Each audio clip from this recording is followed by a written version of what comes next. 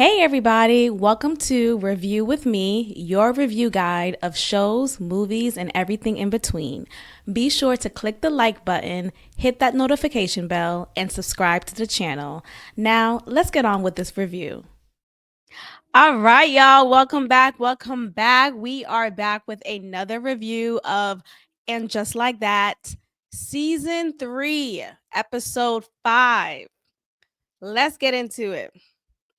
So we have Carrie standing at her window, well, kind of hiding, trying to hide, as she's noticing a man coming into the lower level of her building.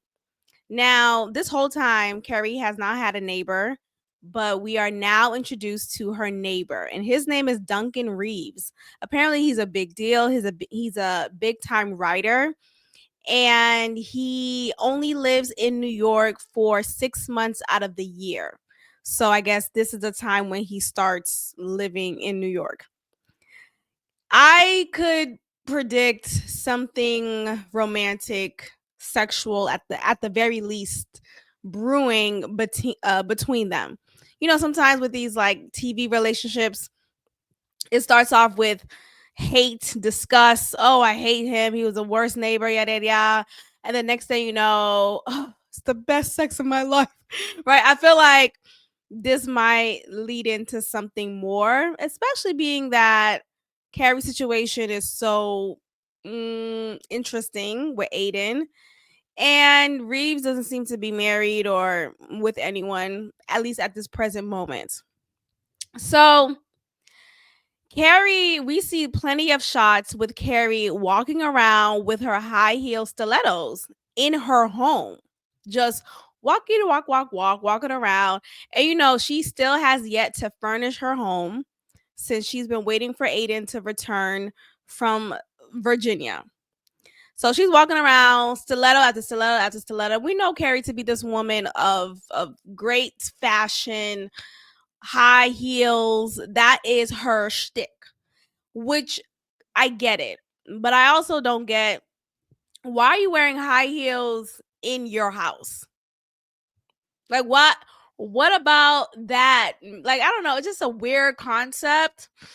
Anyway, we see the neighbor, we see Duncan. He's having a hard time with this because it's like he's at the lower level, so he's receiving all of the thumbs, the clickety clack, the clickety clack. And Carrie is totally either oblivious or just don't give a damn that, oh, she now has this neighbor downstairs from her. So he finally knocks on her door rapidly, letting her know that, hey, this is very disruptive. Could you at the very least get a rug? And she's like, oh, I just haven't found the right rug yet. I haven't found the right rug yet. Could you at the very least wear, like, can you at least not wear your stilettos inside? And this is her reaction right here. Uh, Hold on, you're asking for too much. No, he's not. Carrie, why are you wearing heels inside? I don't know. Carrie, look, I get it. She works from home. So she probably has to feel like, you know how some people, they have to dress up in order to feel productive and actually be productive, especially if they work from home or they spend most of the day at home for whatever reason and they're trying to work on X, Y, and Z. They have to like get done up. And maybe that's the thing with Carrie, but like, you don't have to wear your heels inside. Like, you could just dress up with your clothes, with your hair, with makeup. So Carrie, being the unreasonable character that she is, and totally, I hate to say narcissistic, so let me not say that since that's such a trendy word and I'm sick of it. But she's just very self-centered. So she's completely not trying to see it from his perspective, and they're already starting off on the wrong foot. Pun intended. So Carrie Carrie tells the girls about this new neighbor, Duncan, and she's just, of course, she's just trying to commiserate with them. But at the same time, Miranda, as a friend would, or anyone who you're talking to, sometimes they like to share a similar situation that they're either going through or they've been through, just to kind of relate.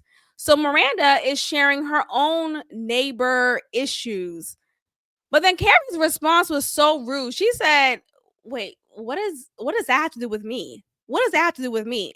Literally, what? Yes, it has a lot to do with you too. Like, what Miranda is doing here is clearly saying that she, in her Airbnb home that she's living in, her neighbor is making a lot of noise. So she's just sharing how annoying that is. But what's actually funny is Miranda is showing how it feels to be the neighbor getting the short end of the stick, right? To be the neighbor who's receiving the other neighbor being disruptive. So Miranda is showing that perspective, but Carrie, being as self-centered as she is not even trying to see it from the other way. You see what I mean? And of course, the other ladies, Seema and Charlotte, they're just, how can I lick Carrie's clit some more?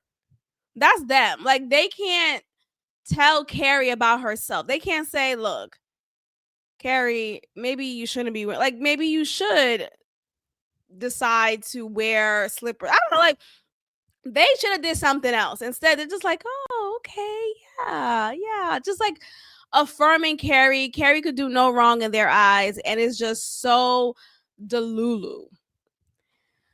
So we get to Carrie and Charlotte. Charlotte asks Carrie how she's doing with Aiden and that whole situation. Carrie surprisingly says that she feels like it's been a relief um knowing that her and Aiden won't have that story-esque romantic love affair. And she's just fine with it. And the romance is still there, but she's more realistic in how their relationship is. So we get to this scene here of Harry and Charlotte, and they're on their own walk. Harry reveals to her that he decided to get checked out after a few uh telling moments that leads to his diagnosis of prostate cancer. He immediately tries to calm down Charlotte. He says to her that, look, it's a 98% of a survival rate. Lots of men get it, and it's not a big deal. We're going to be okay. We're going to be okay. So he's, trying to pacify her, which is kind.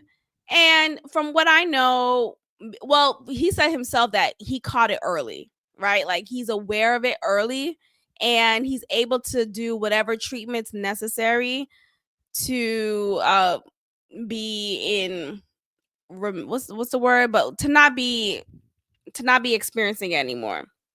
So Charlotte says immediately, I'll quit my job, I'll take care of you, no problem.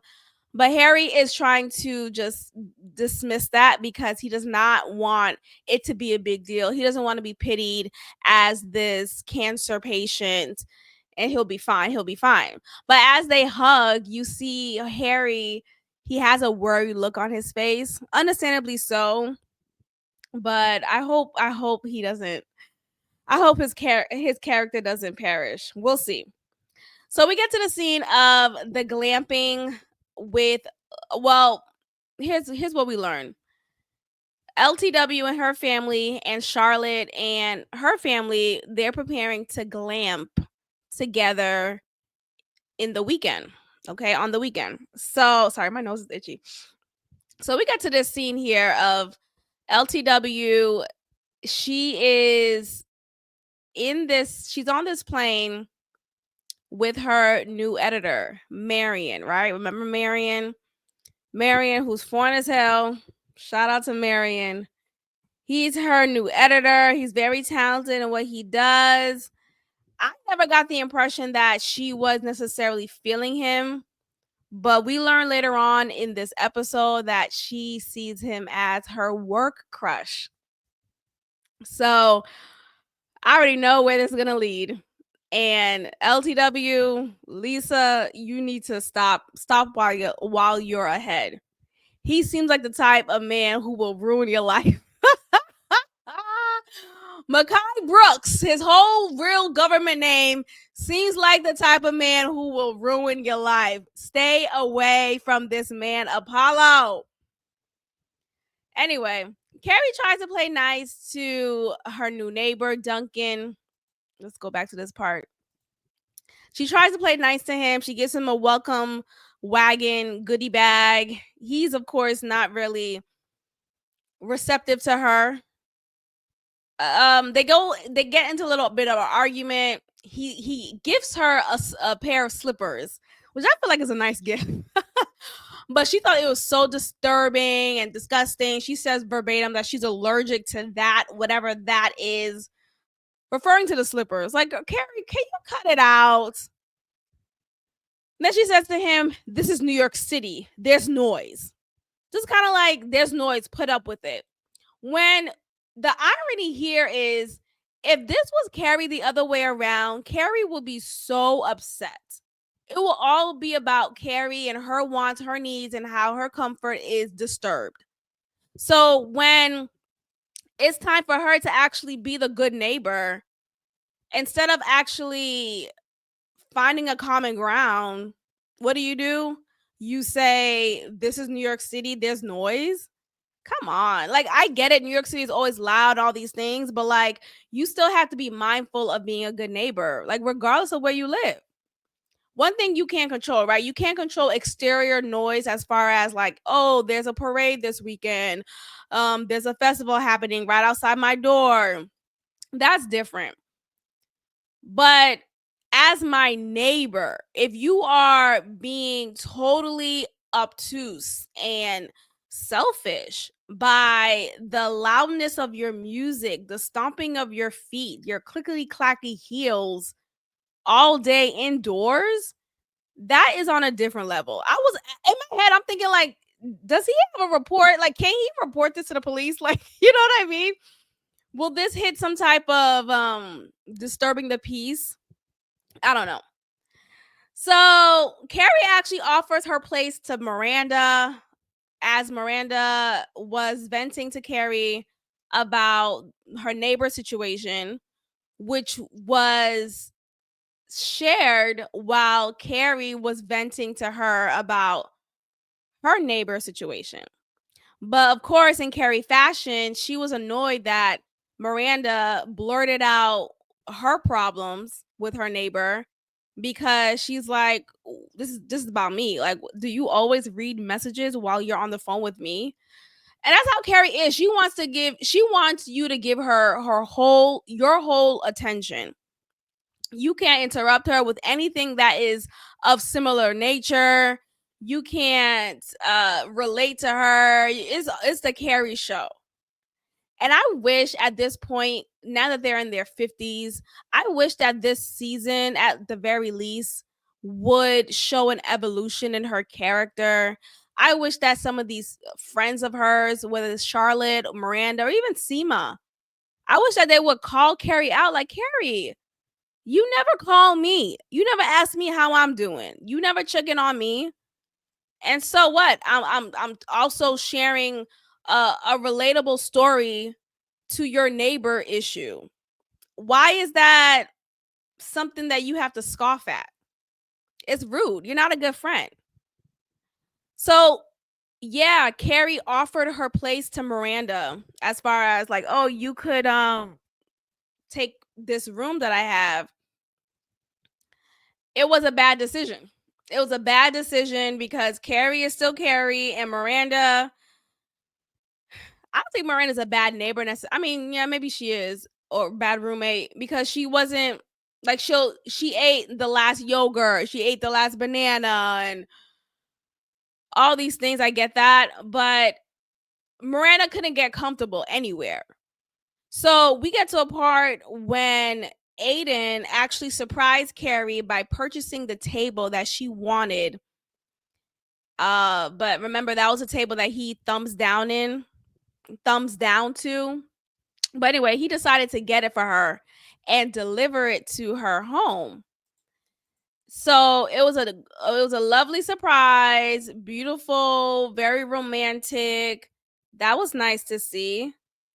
But at this point, Miranda, as she's staying over Carrie's home, she's getting comfortable, right? So she's at that table. Her work is spread out because she's a lawyer. What she's doing something work related, and Carrie's just like, "Oh, I didn't think you'll be spread out like this." Because at this point, she brought Seema over her home, and she wanted Seema to see the table. Girl, she could still see the table with Miranda's things laid all over on the table. Like it doesn't have to. It just felt like anything that Miranda did was annoying for Carrie. Don't offer me a room at your house and to share your home, right? It's not like I have a separate kitchen or a separate dining area. No, like we're sharing common spaces, but I have my separate room. Don't offer me that and be annoyed when I actually settle in. I just don't like that. I feel like that would have been the end of my friendship. But that's me. I'm quick. I'm quick to cut a nigga off, or cut a friend off specifically. But anyway, Harry keeps getting bit by mosquitoes. And he feels like it's personal. Like he feels like it's an attack on him. And I wonder if there's something to that with someone who is experiencing prostate cancer. Like I wonder, do mosquitoes have an affinity for those who suffer from like I don't I wonder if there was something there, because clearly Harry was upset and bothered. He felt targeted, and this glamping trip is not going as well as Miranda would have hoped. Mind you, when Harry told Miranda, sorry, as Charlotte would have hoped, when Harry told Charlotte that he has prostate cancer, he told her also to not share this with anybody. He does not want to be seen as a victim, as a patient, and he doesn't want, he doesn't want to change the vibe. And that's the thing, when someone shares with you something so heavy and you're now having to hold on to that by yourself, like you can't lean on a friend, you can't cry and vent and let that out. That is actually quite selfish. I didn't like that Harry did that. I really didn't like that.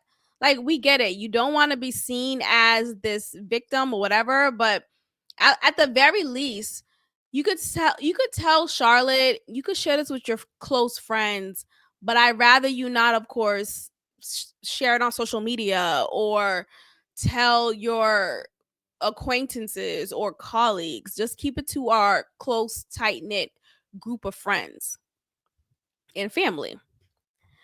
So we get a scene of Carrie texting someone, and I don't know if I just blinked away. I didn't notice the name.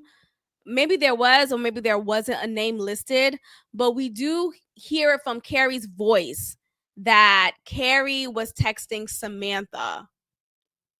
And how we know that is, of course, Samantha is very sex forward.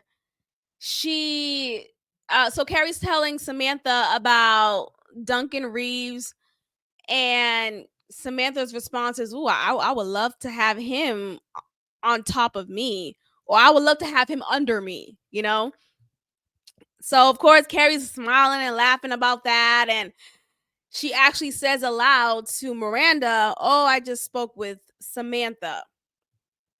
So I don't know why they keep doing this every season. Samantha is not returning. Let her go. Let her go. This is weird. This ghost of Samantha is uncomfortable, and I feel like if Samantha had a case, I think she should she should sue. Her likeness is being used even in this character that she played. She played the character. I think she should have some sort of say here. Miranda stays overnight at the Brit's home. Well, she tries to stay overnight at her home, but the Brit, she has these two Greyhound dogs, which actually are so cute. I guess there are different sizes to Greyhound dogs because I always thought they were super gigantic, but maybe they're still baby size from what we just saw. Nonetheless, Miranda and this lady, they're tonguing down, but these dogs are staring at them. And I think Brit's friend, I think this Brit, she has a very small apartment.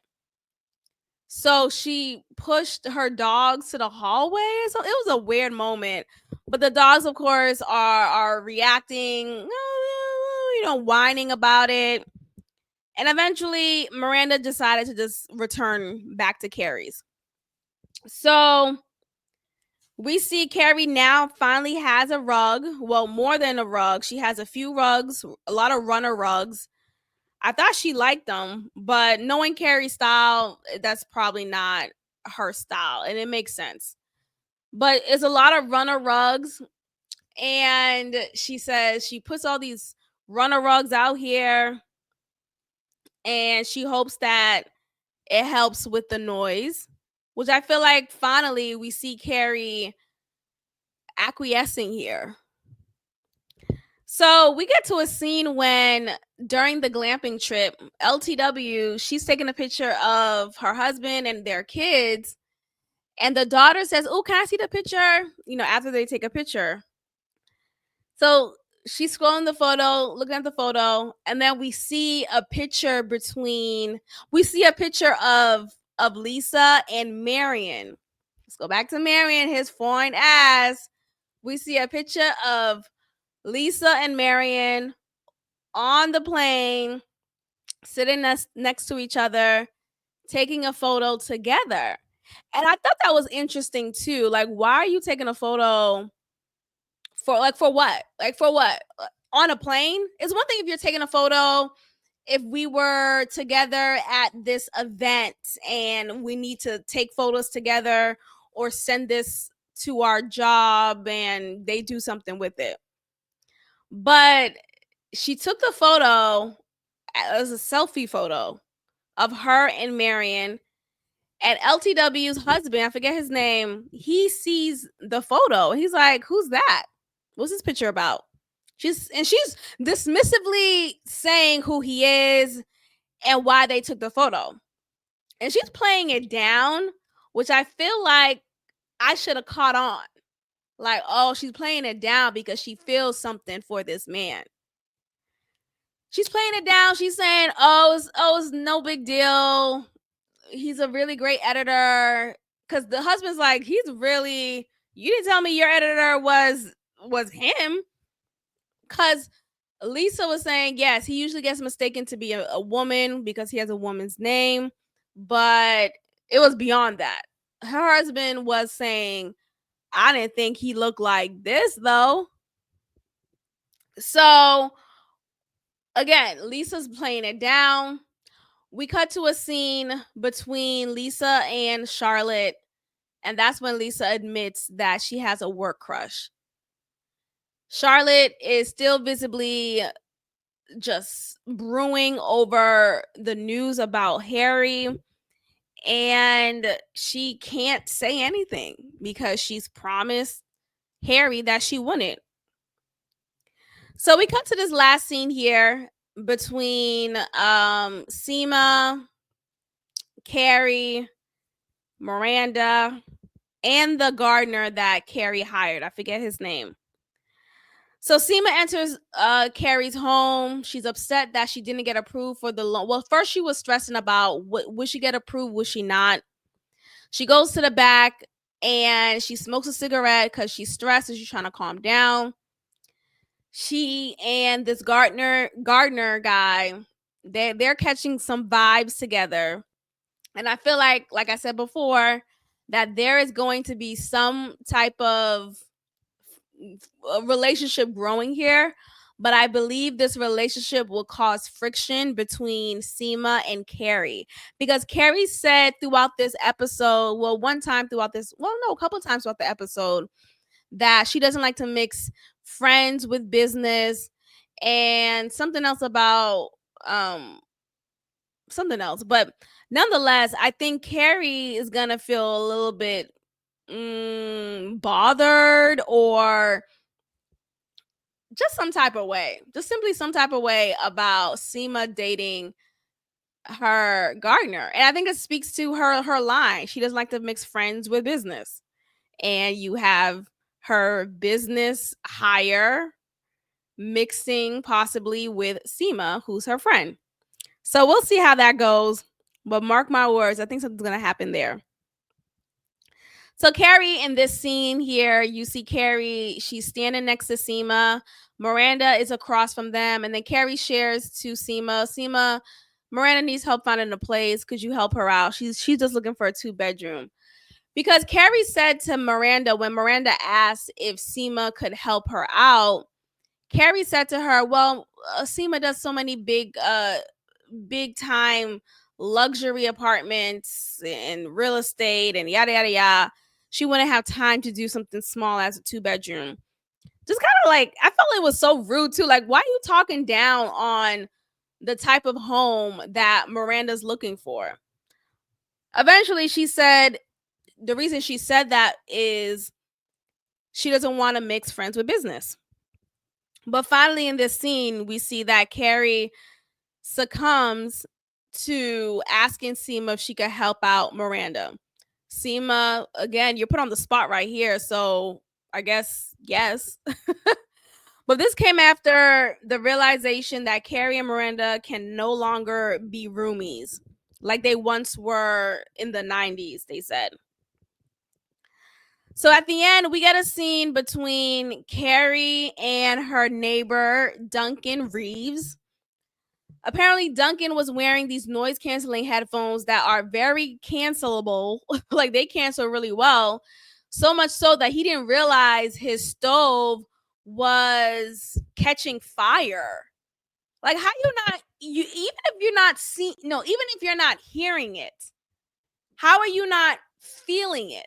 Like, how are your senses of touch is not, like, how is that not heightened? This is a weird moment. So she bursts through the door, saves the day. She says, "You have to put out the stove. You have to put out the stove. Carrie, you could put it out right there."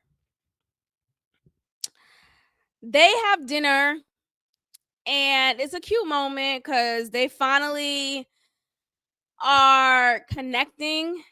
Duncan shows some likability here. He's no longer a grouch, and they finally kind of reach a good common point between them.